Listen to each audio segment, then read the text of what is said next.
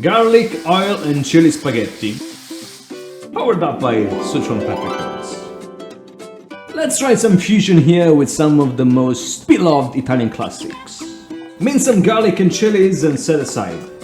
Pour into a pan some extra virgin olive oil, heat up and pour in the minced garlic. Let it cook for 2-3 minutes until brown. Add in the minced chilies, of course the red Sichuan peppers. First on high heat, but be careful not to burn them. Then back on low heat and cook for 1 minute. Adding a pinch of salt, cook your spaghetti in 2 water.